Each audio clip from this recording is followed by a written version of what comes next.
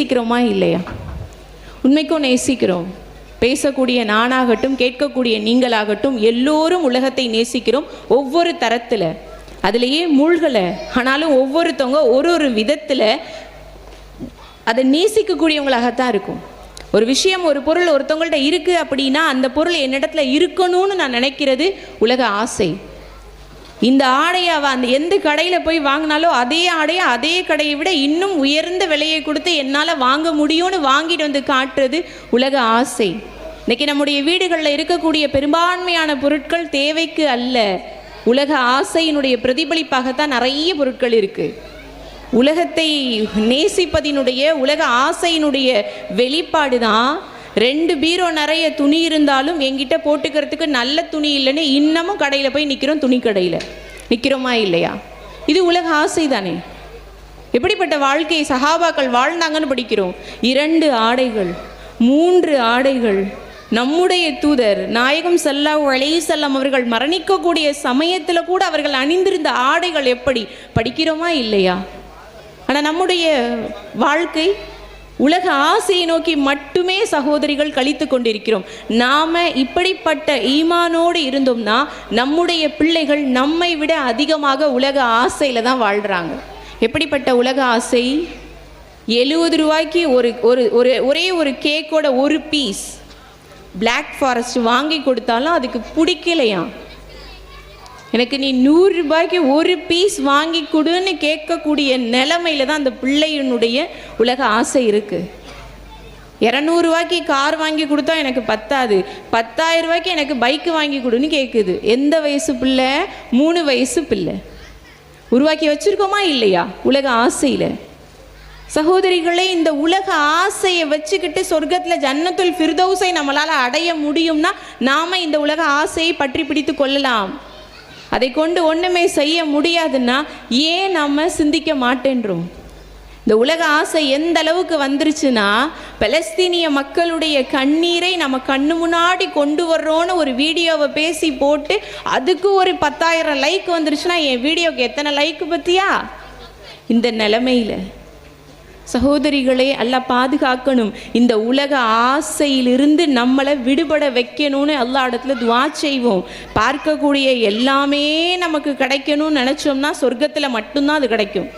நான் நினைக்கக்கூடிய, பார்க்கக்கூடிய, கேட்கக்கூடிய அனைத்தும் என் கைக்கு வரணும்னா அது சொர்க்கத்தில் மட்டும்தான் இருக்குன்ற அந்த உள்ளம் நம்மகிட்ட வந்துச்சுன்னா உலக ஆசையிலிருந்து ஓரளவு வெளியே வருவோம்.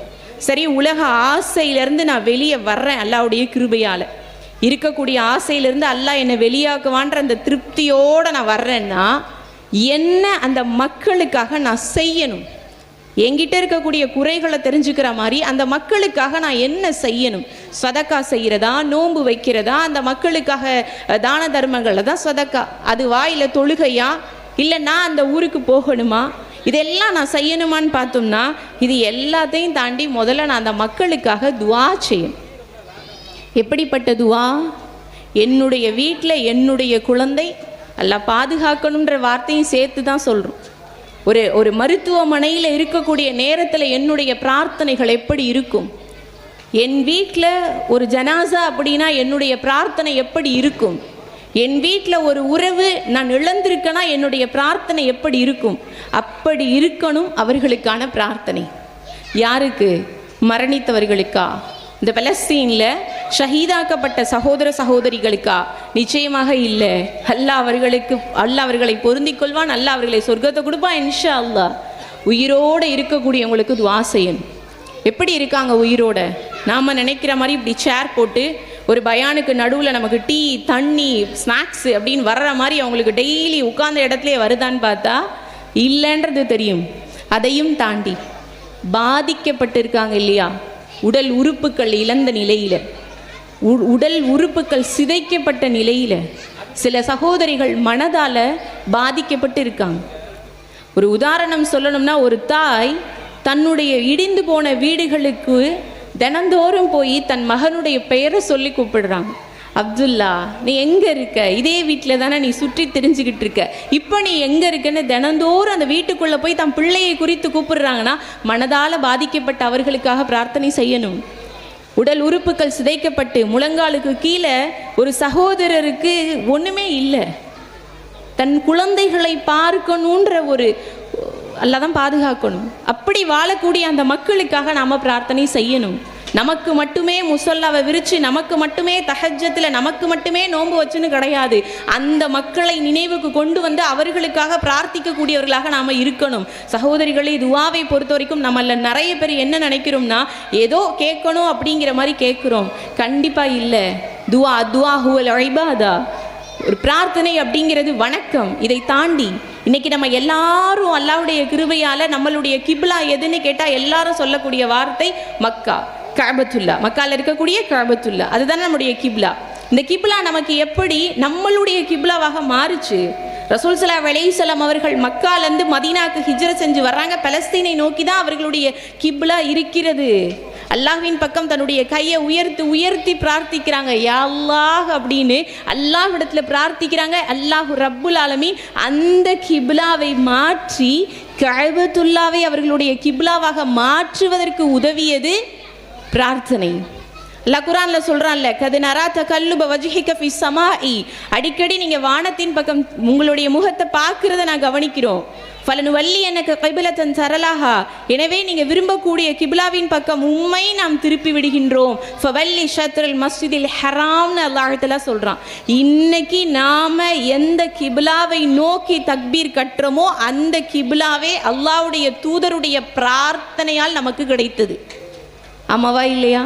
அப்போ நாம் பிரார்த்திச்சோம்னா அந்த மக்களுடைய காயம்பட்ட, அடிபட்ட, உறவுகளை இழந்து வாழக்கூடிய, உறவுகளை தியாகம் செய்து வாழக்கூடிய அந்த மக்களுக்கு நம்முடைய பிரார்த்தனை ஆக சிறந்த மன நிம்மதியாக இருக்கும்ன்றதுல சந்தேகமே கிடையாது.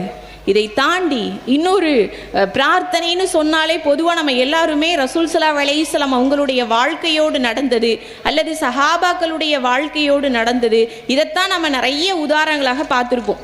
நேரத்தின் அருமை கருதி நான் என்ன செய்கிறேன்னா, அல்லாஹ்வுடைய கிருபையால் தாபீன்களுடைய வாழ்க்கையில் நடந்த ஒரு சம்பவத்தை நமக்கான உதாரணமாக நான் சொல்லி காட்டுறேன். அவங்களுடைய பேர் என்ன அப்படின்னா அபுபக்கர் முஹம்மது இப்னு தாவூத். இவங்க அறிவிக்கிறாங்க ரஹிமகுல்லா. அவங்க சொல்கிறாங்க, ஒரு மனிதரை குறித்து, அந்த மனிதர் எப்பொழுதுமே என்ன செய்வாராம், கோவேறு கழுதையில் டமஸ்கஸ்லேருந்து பைதானி அப்படிங்கிற அந்த ஊருக்கு பயணிகளை வாடகைக்கு ஏற்றிட்டு போவாராம். இப்படி போயிட்டு விடுறாரு. ஒரு கட்டத்தில் ஒரு மனிதர் ஏறுறார். ஏறின உடனே அந்த மனிதர் சொல்கிறாரு, எப்பையும் போகக்கூடிய அந்த பாதையில் போகாமல் வேறு பாதைக்கு போக சொல்கிறார். அந்த பாதையில் போங்கன்னொடனே இந்த கோவேறு கழுதியில் கூட்டிகிட்டு போவார் இல்லையா எப்பொழுதுமே, அவர் சொல்கிறாரு, எனக்கு அது வழி யாருமே இல்லாத ஒரு பாதை, என்னால் போக முடியாதுங்கும் போது, இல்லை நான் உங்களுக்கு வழி காட்டுறேன் போங்க அப்படிங்கிறான். இவரும் பிரயாணம் செஞ்சு போகிறாங்க. 2 பேரும். யாருமே இல்லை, நிறைய பிணங்கள் அந்த இடங்களில் கிடக்கு. அப்போ இவர் உள்ளுக்குள்ளே அவருடைய எண்ணம் வேறுபடுது. அப்போ பின்னாடி உட்காந்துருந்த அந்த மனிதர் சொல்கிறாரு, உங்களுடைய கோவேறு கழுதையினுடைய தலையை பிடிச்சிக்கோங்க, நான் கீழே இறங்குறேன்றாரு. அதே மாதிரியே கீழே இறங்குறாரு. கீழே இறங்கி ஆடையை சரி செய்கிற மாதிரி அவருடைய கத்தியை கையில் எடுத்துடுறார். எடுத்த உடனே அவர் என்ன செய்கிறாருன்னா, இந்த மனிதரை நோக்கி கத்தியை நீட்டுறார். அப்போ இவர் சொல்கிறாரு, நான் என்னுடைய சாதனங்களையும் பொருட்களையும் கொடுத்துட்றேன், கோவேறு கழுதையும் கொடுத்துட்றேன், என்னை விட்டுருங்க அப்படிங்கிறார். அப்போ உடனே அவங்க சொல்கிறாரு, இந்த கழுதையும் பொருட்களும் என்னுடையது தான், நான் உன்னை இப்போ கொலை செய்ய போகிறேன் அப்படிங்கிறார். இதை கேட்ட உடனே அந்த மனிதருக்கு என்ன சொல்கிறதுனே தெரியலை. அப்போ அவர் சொல்கிறாரு, எனக்காக 2 ரக்காயத்துகள் தொழுவதற்கு அனுமதி கொடுங்க அப்படின்னு. உடனே அவருக்கும் அனுமதி அந்த மனிதர் கொடுக்குறாரு. அவர் சொல்கிறாரு, நான் தக்பீரை கட்டிட்டேன், எனக்கு என்ன ஓதுறதுனே தெரியல. அப்போ குரான்லேருந்து ஒரு வசனம் வரும் இல்லையா, அம்மை யுஜீபுல் முஃதர்ர இது தஅவ யக்ஷிஃப ஸூஅ வ ஜஅலக்கும் அப்படிங்கிற 27வது அத்தியாயத்தினுடைய ஒரு வசனத்தை ஓதுறார். அதனுடைய அர்த்தம் என்ன? துயரங்களுக்கு உள்ளானவர்கள் இறைஞ்சும் போது அவருடைய இறைஞ்சுதலை கேட்டு பதிலளிப்பவன் யார், அவருடைய அந்த துயரத்தை களைபவன் யார் அப்படிங்கிற அந்த வசனத்தையே மறுபடியும் ஓதுறார். இதுக்கிடையில் கத்தியை காட்டின மனுஷன் சொல்கிறாரு, நீ சீக்கிரமாக முடி அப்படின்னு சொல்கிறாரு. இவரும் முடிச்சிடறார்.